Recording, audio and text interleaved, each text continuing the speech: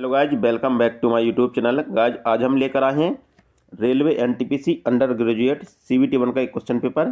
साथियों यह पेपर 20/8/2025 को हुआ था। ठीक है, इसमें हम सामान्य अध्ययन के 40 प्रश्नों को डिस्कस करेंगे। ठीक है, इसमें हम सामान्य अध्ययन के 40 प्रश्नों को देखेंगे और ये सभी क्वेश्चन आपकी आगामी परीक्षा railway NTPC, railway group D, Uttar Pradesh police या SSC GD के लिए अति महत्वपूर्ण होंगे। साथियों वीडियो अंत तक बने रहिए। तो चलिए हम स्टार्ट करते हैं। साथियों हमारा पहला क्वेश्चन कहता है कि निम्नलिखित में से कौन सा मौलिक अधिकार भारतीय संविधान के अनुच्छेद 14 के तहत गारंटीकृत है। इससे पूछा गया कि कौन सा मौलिक अधिकार अनुच्छेद 14 के तहत गारंटीकृत है। तो कानून के समक्ष समानता का उल्लेख है जो अनुच्छेद 14 में किया गया है। तो इसका ऑप्शन 3 इसका राइट आंसर होगा। हमारा दूसरा क्वेश्चन है, विंडोज के ओपन एप्लीकेशनों के बीच स्विच करने के लिए निम्नलिखित में से कौन सी शॉर्टकट कुंजी उपयोग की जाती है। इसे पूछा गया है कि विंडोज के ओपन एप्लीकेशनों को बीच स्विच करने के लिए निम्नलिखित में से कौन सी शॉर्टकट कुंजी उपयोग की जाती है। साथियों यह कंप्यूटर साइंस का प्रश्न है। ठीक है, कंप्यूटर साइंस का प्रश्न है। तो इसका राइट आंसर होगा Alt+Tab। ठीक है, Alt+Tab का प्रयोग किया जाता है। तो इसका राइट आंसर ऑप्शन फर्स्ट होगा। हमारा अगला क्वेश्चन देखते हैं। वर्तमान अंतर्राष्ट्रीय मात्रक प्रणाली में कितनी परस्पर मूल राशियां हैं। इसमें मूल राशि पूछी गई है। ठीक है, कि कितनी मूल राशियां हैं। तो मूल राशियों की संख्या 7 है। कितनी मूल राशियों की संख्या 7 है। तो इसका राइट आंसर ऑप्शन थर्ड होगा। हमारा अगला क्वेश्चन है, भारतीय संविधान के अनुच्छेद 244(2) के अंतर्गत 6वीं अनुसूची के प्रावधान निम्नलिखित में से किस राज्य समूह के जनजातीय क्षेत्रों के प्रशासन पर लागू होते हैं। इसमें पूछा गया कि भारतीय संविधान के अनुच्छेद 244(2), ठीक है, अनुच्छेद 244(2) के अंतर्गत 6वीं अनुसूची के प्रावधान निम्नलिखित में से किस राज्य समूह के जनजातीय क्षेत्रों के प्रशासन पर लागू होते हैं। तो 6वीं अनुसूची है, उसमें असम, मेघालय, त्रिपुरा और मिजोरम के प्रशासन के बारे में उल्लेख किया गया है। ठीक है, तो इसका राइट आंसर ऑप्शन 2 होगा। हमारा अगला क्वेश्चन देखते हैं। संक्षिप्त नाम, उसके पूर्ण रूप और उसके एप्लीकेशन के सही संयोजन की पहचान करें। इसमें संक्षिप्त नाम पूछा गया है। ठीक है, इसमें संक्षिप्त नाम बताना है। ठीक है, कि कौन सा संक्षिप्त नाम उसका सही है। तो इसका ऑप्शन 4 इसका राइट आंसर होगा, ASCLL। ठीक है, American standard code for information और इंटरचेंज। ठीक है, American standard for information interchange. यह कंप्यूटर के टैक्सेस को इनकोड करता है। किसको? यह कंप्यूटर के टैक्सेस को इनकोड करता है। साथियों ये संक्षिप्त नाम पूछे जाते हैं लगातार परीक्षा में, कहीं किसी का संक्षिप्त नाम पूछ लिया जाता है तो इनसे संबंधित आपको जरूर देख कर जाना है जो प्रश्न बनेंगे। ठीक है, हमारा अगला क्वेश्चन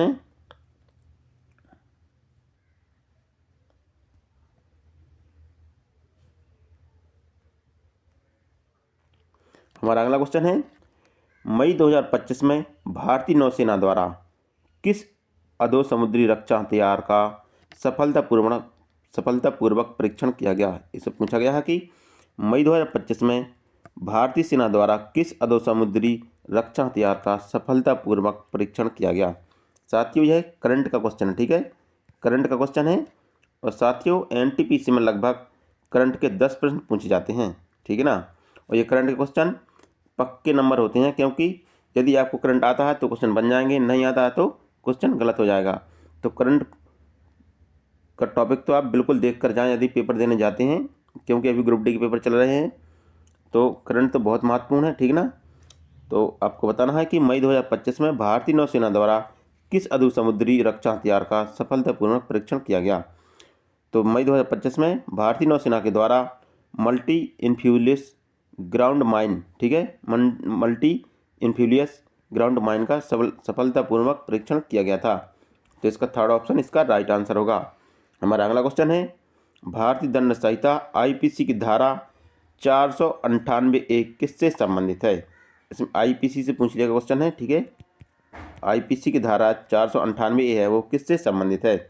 तो यह है पति या उसके रिश्तेदारों द्वारा महिला के प्रति क्रूरता से संबंधित है। किससे? पति या उसके रिश्तेदारों के द्वारा महिला पर क्रूरता से संबंधित है। तो इसका राइट आंसर ऑप्शन थर्ड होगा। हमारा अगला क्वेश्चन है 1947 में भारत के विभाजन का मुख्य कारण क्या था? इसमें पूछा गया कि 1947 में भारत का विभाजन किस कारण से हुआ था? तो भारत का विभाजन सांप्रदायिक तनाव और राजनीतिक मतभेद से हुआ था। ठीक है, जो भारत का विभाजन हुआ था वह सांप्रदायिक तनाव और राजनीतिक मतभेद से हुआ था। तो इसका फर्स्ट ऑप्शन इसका राइट आंसर होगा। हमारा अगला क्वेश्चन है, डोरा बिसोई और चक्र बिसोई के नाम डॉट में राजनीतिक अस्थिरता, ब्रिटिश कानूनों और नियमों की उपयुक्तता तथा खंडों का आर्थिक पीड़ा के विरुद्ध उपजे विद्रोह से संबंधित है। इससे पूछा गया कि जो डोरा बिसोई और चक्र बिसोई नाम से जो विद्रोह है वो कहाँ पर उपजित हुआ था? ठीक है ना, तो डोरा बिसोई और चक्र बिसोई नाम से जो विद्रोह था वह घुमुसर उड़ीसा में विद्रोह हुआ था। कहाँ पर? घुमुसर उड़ीसा में यह विद्रोह हुआ था। तो इसका राइट आंसर ऑप्शन सेकंड होगा। हमारा अगला क्वेश्चन है, मार्च 2024 तक की स्थिति के अनुसार एशिया की सबसे लंबी सुरंग निम्न में से कौन सी है? इससे पूछा गया कि मार्च 2024 तक 14 मार्च 2024 तक एशिया की सबसे लंबी सुरंग कौन सी है? साथ ही यह भी करंट क्वेश्चन है, ये सब डेट दी गई है कि 14 मार्च 2024 तक की स्थिति के अनुसार एशिया की सबसे लंबी सुरंग कौन सी है? तो एशिया की सबसे लंबी सुरंग 14 मार्च 2024 तक जोजिला सुरंग थी। कौन थी? जोजिला सुरंग थी। तो इसका राइट आंसर ऑप्शन 4 सही होगा। हमारा अगला क्वेश्चन है, मई 2025 तक की स्थिति के अनुसार पूर्व क्रिकेटर हरभजन सिंह राज्यसभा में किस राजनीतिक दल का प्रतिनिधित्व करते हैं? इससे पूछा गया कि मई 2025 तक की स्थिति के अनुसार पूर्व क्रिकेटर हरभजन सिंह राज्यसभा में किस राजनीतिक दल का प्रतिनिधित्व करते हैं? तो ये करते हैं आम आदमी पार्टी का प्रतिनिधित्व करते हैं। तो इसका राइट आंसर ऑप्शन थर्ड होगा। हमारा अगला क्वेश्चन है, भारत की जनगणना 2011 के अनुसार भारत का सर्वाधिक नगरीकृत राज्य कौन सा है? इससे पूछा गया कि 2011 की जनगणना के अनुसार भारत का सर्वाधिक नगरीकृत राज्य कौन सा है? तो 2011 की जनगणना के अनुसार भारत का सर्वाधिक नगरीकृत राज्य गोवा है। तो इसका फर्स्ट ऑप्शन इसका राइट आंसर होगा। हमारा अगला क्वेश्चन है, 2025 के दिल्ली विधानसभा चुनाव का परिणाम क्या रहा? इस पूछा गया कि 2025 के दिल्ली विधानसभा के चुनाव का परिणाम क्या रहा? तो 2025 में दिल्ली विधानसभा चुनाव का परिणाम रहा कि भाजपा ने बहुमत हासिल किया और सरकार बनाई। ठीक है, 2025 में दिल्ली में भाजपा की सरकार बनी। ठीक है, तो इसका फर्स्ट ऑप्शन इसका राइट आंसर होगा। हमारा अगला क्वेश्चन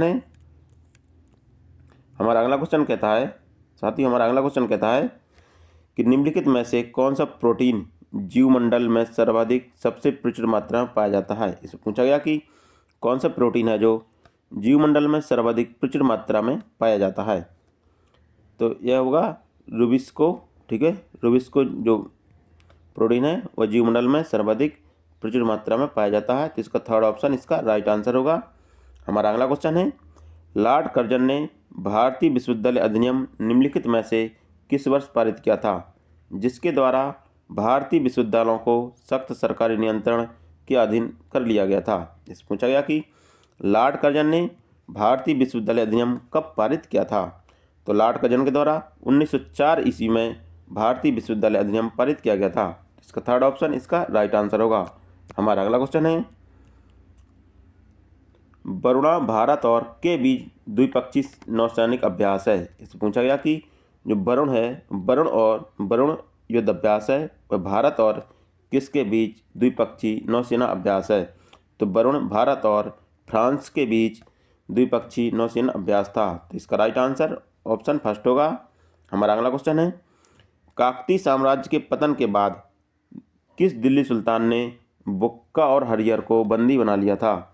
इससे पूछा गया कि काकतीय वंश के पतन के बाद किस दिल्ली सुल्तान ने हरिहर और बुक्का को बंदी बना लिया था? तो हरिहर और बुक्का को मोहम्मद बिन तुगलक ने बंदी बना लिया था। तो इसका राइट आंसर ऑप्शन सेकंड होगा। हमारा अगला क्वेश्चन है, मार्च 2025 में भारतीय सेना ने किस राज्य में त्रिसेवा एकीकृत बहुक्षेत्रीय युद्ध अभ्यास प्रचंड प्रहार का आयोजन किया था। इससे पूछा गया कि प्रचंड प्रहार है जो कहाँ पर आयोजित किया गया था, तो प्रचंड प्रहार अरुणाचल प्रदेश में आयोजित किया गया था। तो इसका राइट आंसर ऑप्शन सेकंड होगा। हमारा अगला क्वेश्चन है, शेरशाह के प्रशासन के दौरान किसी गांव में कानून और व्यवस्था बनाए रखने के लिए निम्नलिखित में से कौन सा अधिकारी जिम्मेदार था। इससे पूछा गया कि शेरशाह सूरी के प्रशासन के दौरान किसी गांव में कानून व्यवस्था बनाए रखने के लिए कौन सा अधिकारी जिम्मेदार था। तो शेरशाह सूरी के शासन के काल के दौरान किसी गांव की व्यवस्था और कानून व्यवस्था को बनाए रखने के लिए सिकदार, ठीक है, सिकदार जिम्मेदार था, जो एक अधिकारी था। तो इसका राइट आंसर ऑप्शन सेकंड होगा। हमारा अगला क्वेश्चन है, किस भारतीय फुटबॉल क्लब ने 2025 में कलिंगा सुपर कप जीता। इससे पूछा गया कि किस भारतीय फुटबॉल क्लब ने, ठीक है, क्या पूछा गया कि किस भारतीय फुटबॉल क्लब ने 2025 में कलिंगा सुपर कप जीता था। ठीक है, तो Kalinga super cup 2025 FC Goa ने जीता था। किसने? FC गोवा ने जीता था। तो इसका राइट आंसर ऑप्शन 4 होगा। हमारा अगला क्वेश्चन है, संपूर्ण ग्रामीण रोजगार योजना का मुख्य फोकस क्षेत्र क्या है। इसे पूछा गया कि संपूर्ण ग्रामीण रोजगार योजना का मुख्य फोकस क्षेत्र क्या है। तो उसका मुख्य फोकस क्षेत्र ग्रामीण क्षेत्र है। तो इसका राइट आंसर ऑप्शन 4 होगा। हमारा अगला क्वेश्चन है, साथियों अगला क्वेश्चन देखते हैं। हमारा अगला क्वेश्चन है, 3 मार्च 2025 को मनाए गए किस अंतर्राष्ट्रीय दिवस की थीम वन्य जीव संरक्षण, वित्त, लोगों और पृथ्वी के लिए निवेश थी। ठीक है, इसे पूछा गया कि 3 मार्च 2025 को मनाए गए किस अंतर्राष्ट्रीय दिवस की थीम, किस अंतर्राष्ट्रीय दिवस की थीम वन्य जीव संरक्षण, जीव, वित्त, लोगों और पृथ्वी के लिए निवेश थी। ठीक है, तो किस अंतर्राष्ट्रीय दिवस की थीम थी, तो वह थी वन्य जीव दिवस की थीम थी कि वन्य जीव संरक्षण, लोगों और वित्त, पृथ्वी के निवेश। ठीक है, इसकी मुख्य थीम थी। तो इसका राइट आंसर ऑप्शन फर्स्ट होगा। हमारा अगला क्वेश्चन है, अगला क्वेश्चन देखते हैं। हमारा अगला क्वेश्चन कहता है कि निम्नलिखित में से किस भारतीय राज्य को स्वास्थ्य सेवा के अपग्रेड के लिए विश्व बैंक ने 2424 करोड़ रुपए का ऋण प्रदान किया था। इससे पूछा गया कि किस भारतीय राज्य को स्वास्थ्य सेवा में अपग्रेड के लिए विश्व बैंक के द्वारा 2424 करोड़ रुपए ऋण प्रदान किया गया था। तो केरल में स्वास्थ्य सेवा को अपग्रेड करने के लिए विश्व बैंक के द्वारा 2424 करोड़ रुपए ऋण प्रदान किया गया था। तो इसका थर्ड ऑप्शन इसका राइट आंसर होगा। हमारा अगला क्वेश्चन है, भारत में सामुदायिक विकास कार्यक्रम कब लॉन्च किया गया था। इससे पूछा गया कि जो सामुदायिक विकास कार्यक्रम है वह कब लॉन्च किया गया था। तो सामुदायिक विकास कार्यक्रम 2 अक्टूबर 1952 ईस्वी को लॉन्च किया गया था। तो इसका ऑप्शन 4 इसका राइट आंसर होगा। हमारा अगला क्वेश्चन है, अगला क्वेश्चन देखते हैं।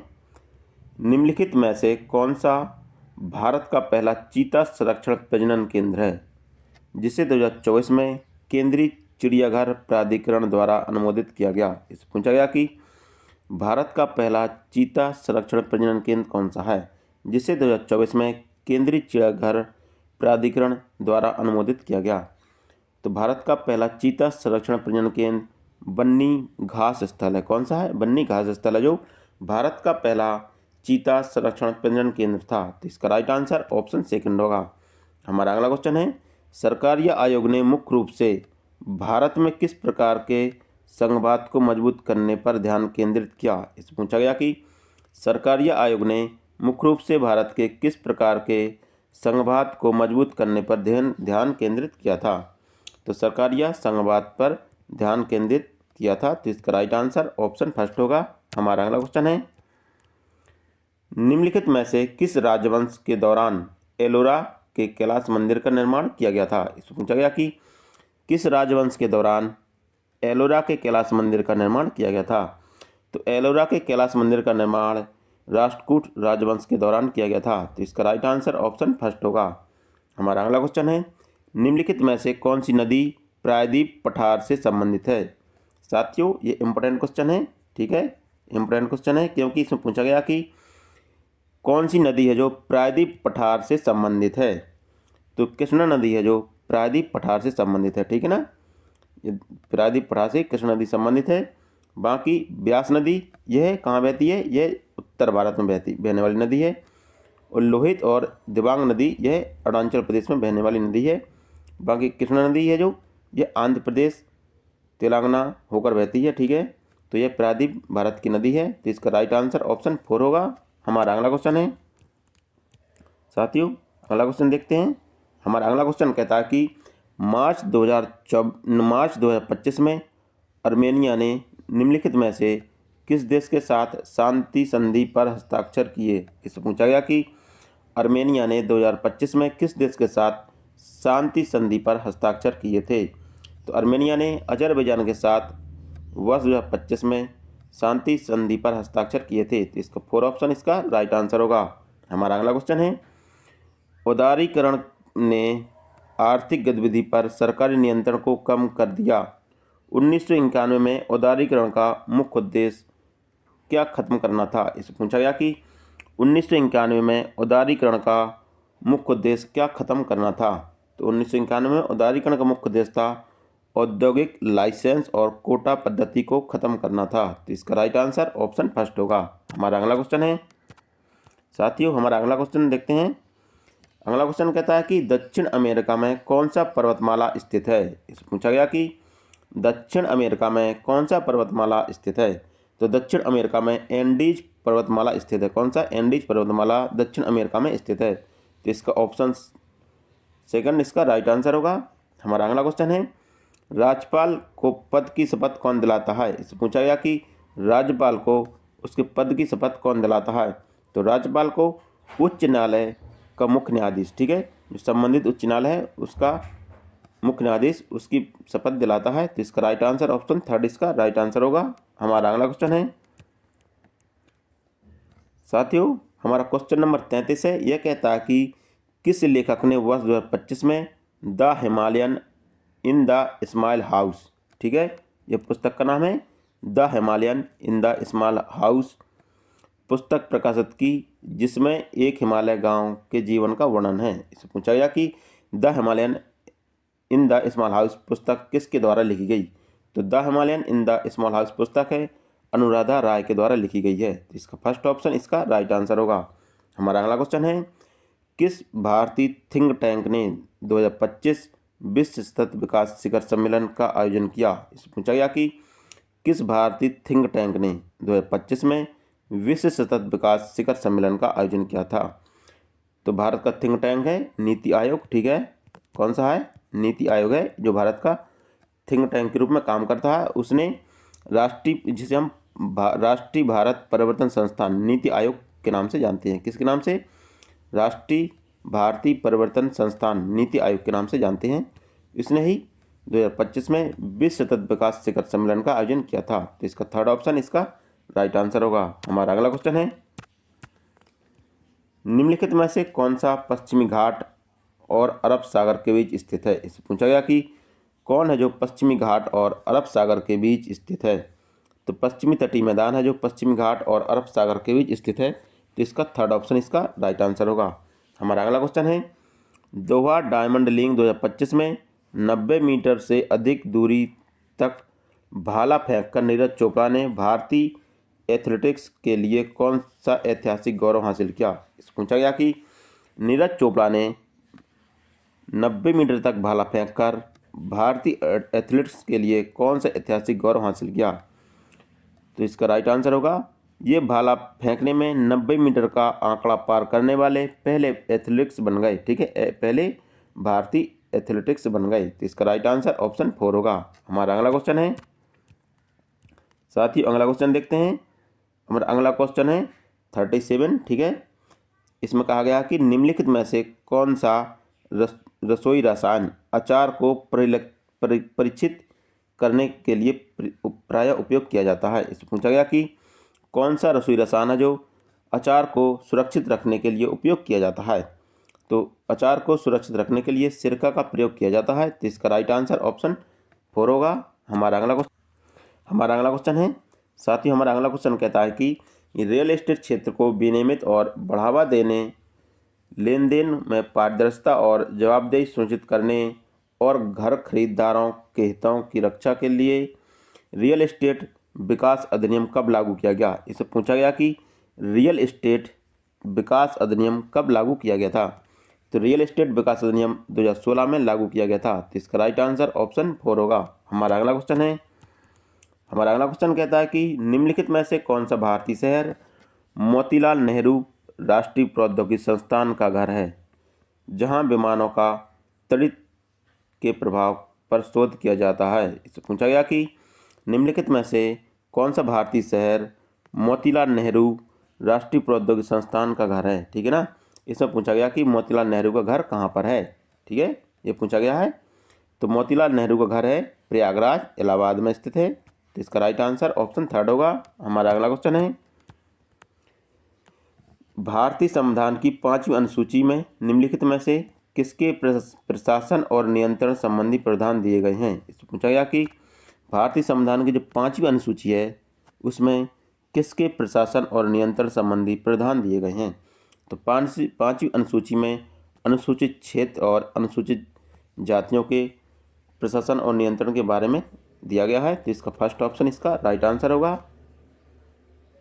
ठीक है साथियों, ये तो हुए सामान्य अध्ययन के 40 प्रश्न हुए। ठीक है, इसमें आपने देखा कि करंट के लगभग 10 प्रश्न पूछे गए हैं। ठीक है ना, इसमें कंप्यूटर साइंस पूछी गई है। ठीक है, कंप्यूटर साइंस पूछी गई है, हिस्ट्री के क्वेश्चन भी हैं और इसमें ज्योग्राफी के प्रश्न हैं। ठीक है, तो इन सभी टॉपिक को आपको अच्छे से देख कर जाना है, अच्छे से पढ़ना है, जिसमें करंट तो बहुत ही इम्पोर्टेंट है क्योंकि करंट से लगभग 10 प्रश्न पूछे गए हैं और करंट कम से कम 1 ईयर पुराना होना चाहिए, मतलब 1 साल पुराना होना चाहिए करंट। ठीक है ना, यदि आप 2026 में पेपर दे रहे हैं तो पूरा 2025 का करंट होना चाहिए। ठीक है ना, क्योंकि पीछे के क्वेश्चन पूछे जाते हैं, करंट में तत्काल में हुए प्रश्न कम पूछे जाते हैं। ठीक है ना, तो इतनी बात आपको ध्यान रखनी है।